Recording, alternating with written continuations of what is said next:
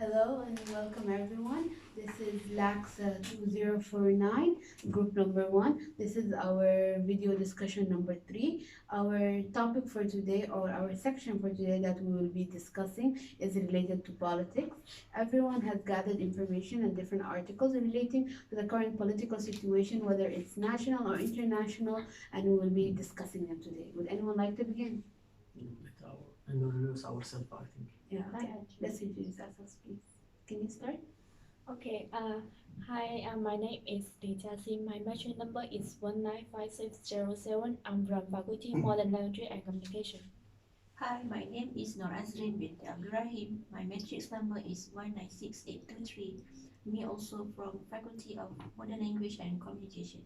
My name is Najma Hussein. My matric number is 195773. I'm from the Faculty of Computer Science. My name is Elyas Mubarak Alyazidi. My matric number is 195006. I'm from Faculty Management and Economic. Okay, my name is Mohamad Zanuar. My matric number is 194981. I am from Faculty of Modern Language and Communication. My name is Norzuliana, binti Chee Omar.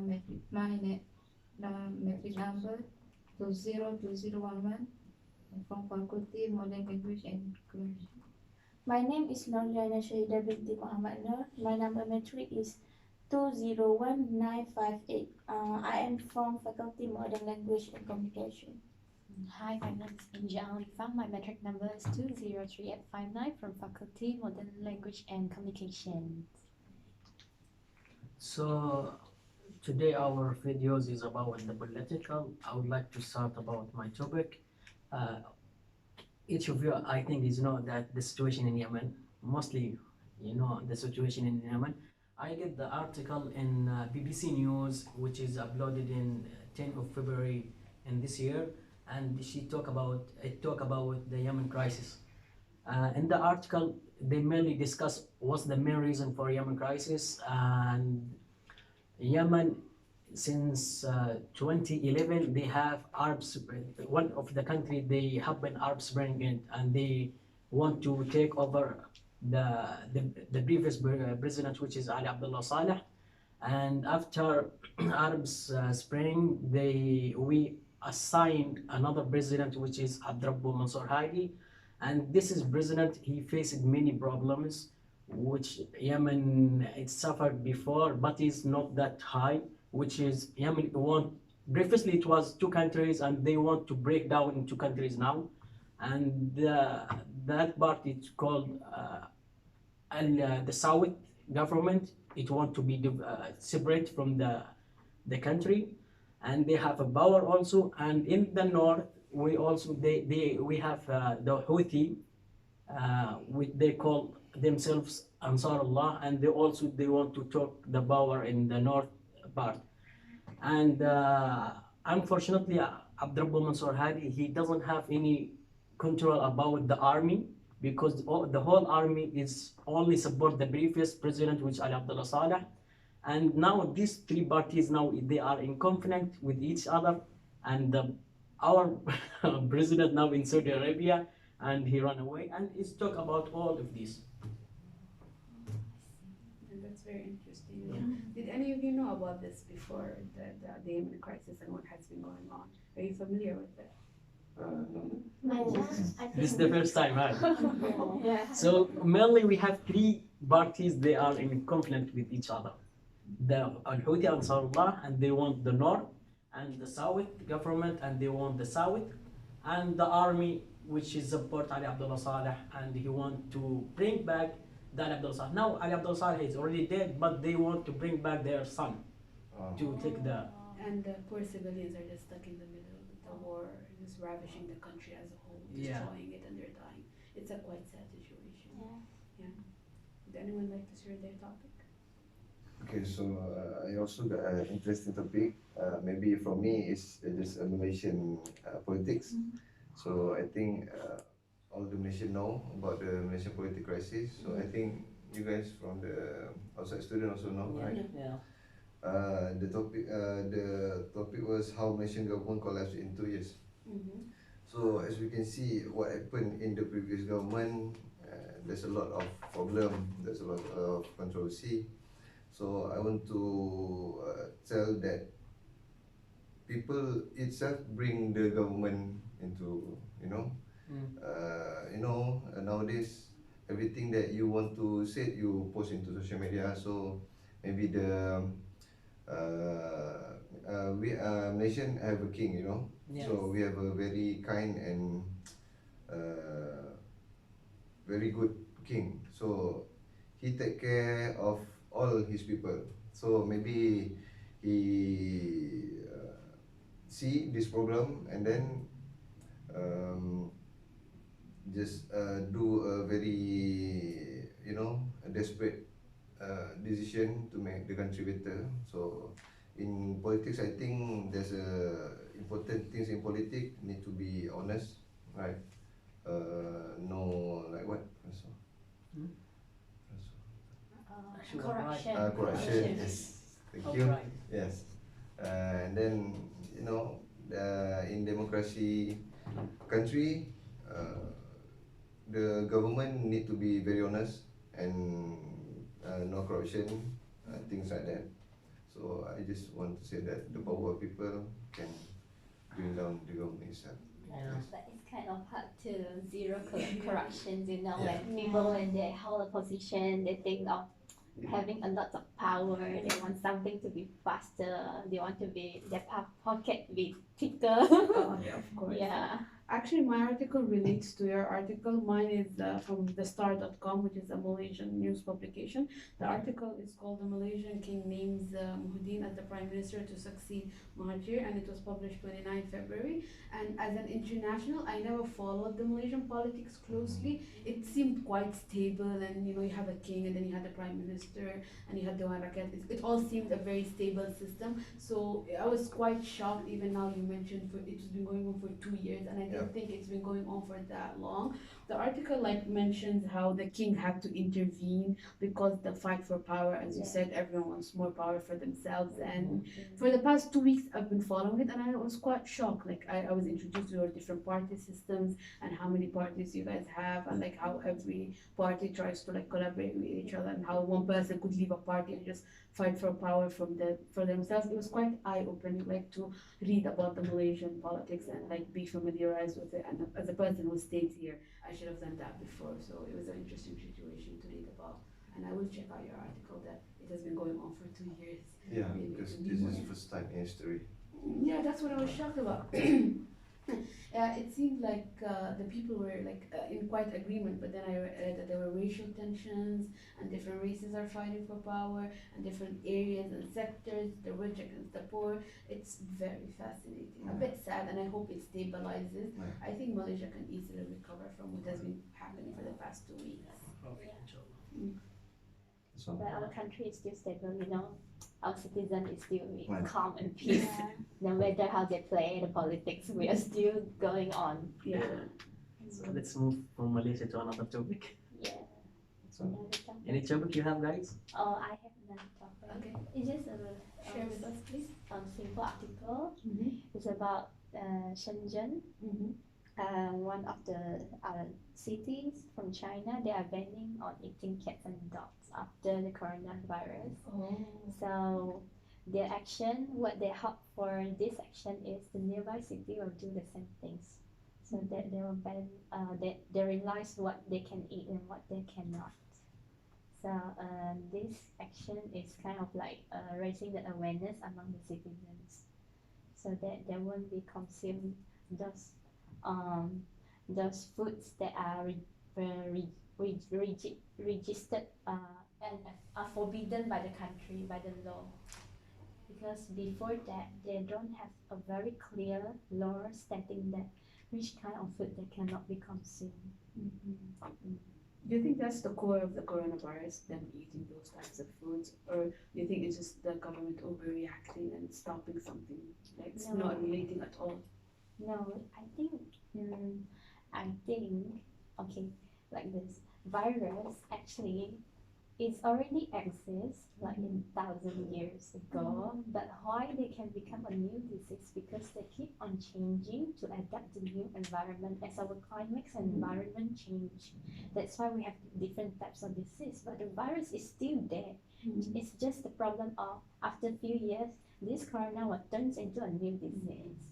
So the problem is we need to be um, aware in terms of hygiene, in cleanliness. We have to always prepare that we are in a condition that we have a lot of I want to say medical Resources. yes resources. We have to keep ourselves aware that we need to be clean, be hygiene. So even though what kind of diseases take us, but if we ourselves do all the precautions and we can avoid them actually.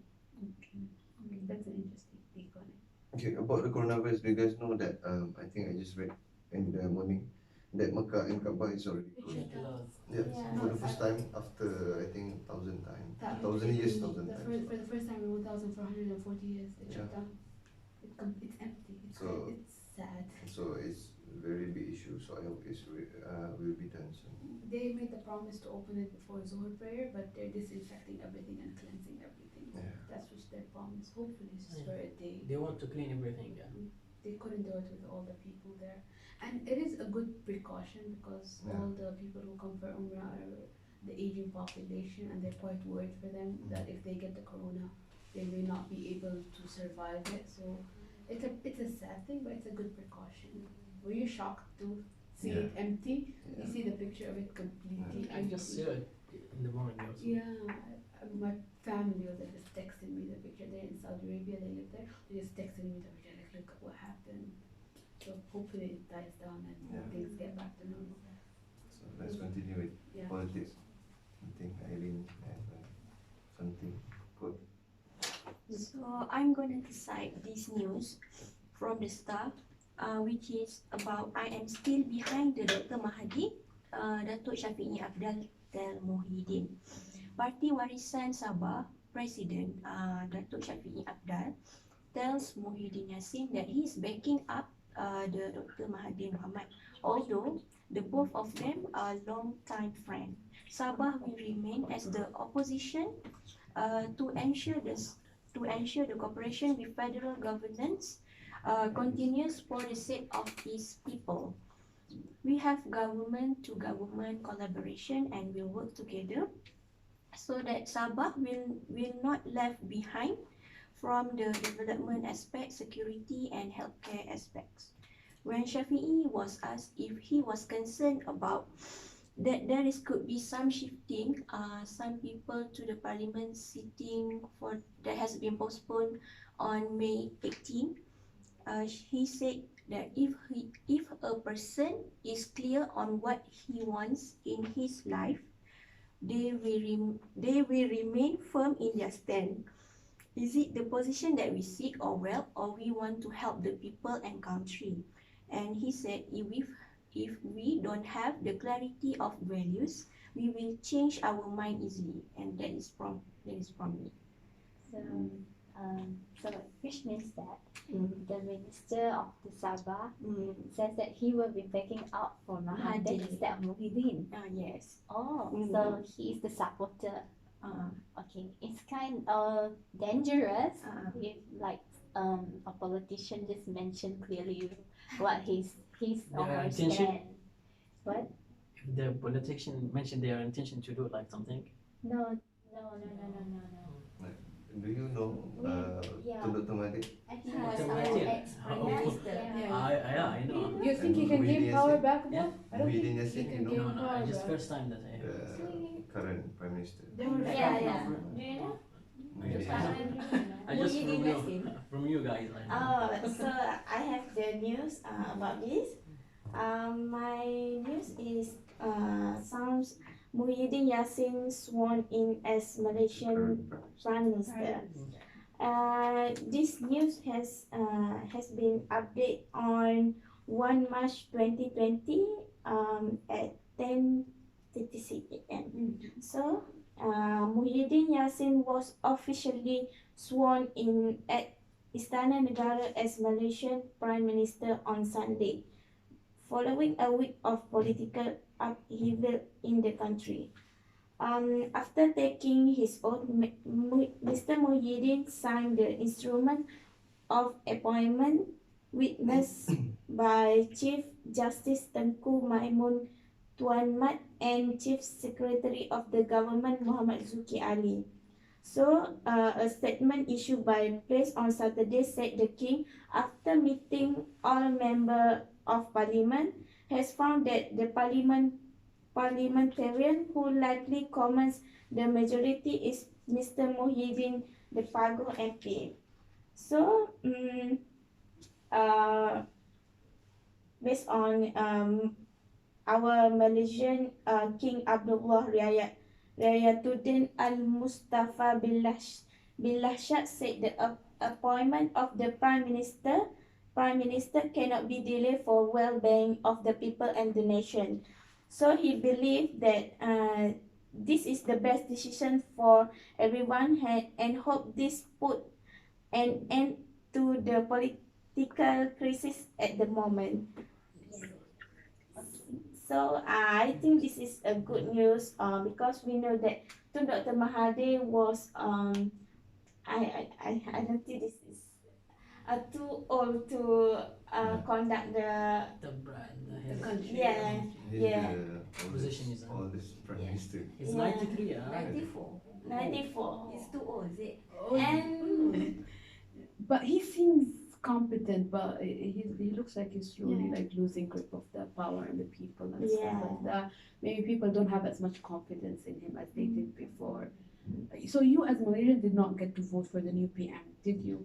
The No. king No, just picked him. we cannot have election actually because of the resignment The resignment the of Dr. resignation, Dr. yeah. Mahathir. And then why actually the king will do this picking of new prime minister is because actually they have two options. Which one? The first option is they meet all the parliaments and then they ask for like around 112 votes for one person, and this person will automatically become the prime minister. And for the second option, they do the general election. But the problem is, if we want to carry out the general election, You need a prime minister to it will oversee. be cost very large amount of money, like around how much 15 billion, something like Wow. this. Estimated, wow. And just one general election. But usually the norm is you get to vote for your prime minister in Malaysia, right? Yeah. And this not only in terms of cost, but also time. Our country cannot be like lefting the prime minister position for too long. So that's why the king decided to do this. And this is not only the king position, not decisions, but they actually meet out all the Raja Melayu, the Malay king, 9 Malay kings, and then make the discussion all the states together. and stuff. Yes. That's very interesting. Thank you for sharing. yeah. Would you like to share? Okay, an article about Watchdog as Deputy Prime Minister. Muhyiddin is now Malaysia new Prime Minister. The political turmoil plaguing the country over the past week has finally been solved when the Yang Deputy Agong Al-Sultan Abdul Rayatuddin Al-Mustafa Bilashad appointed Tan Sri JiaXin as Malaysia's 8th Prime Minister. Muhyiddin, 72, who is Parti Pribumi Bersatu Malaysia President, is expected to take his oath of office before the king at 10:30 a.m. tomorrow at Istana Negara.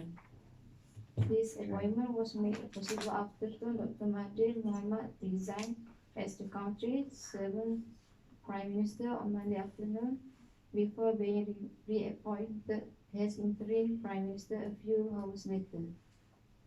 You're still working?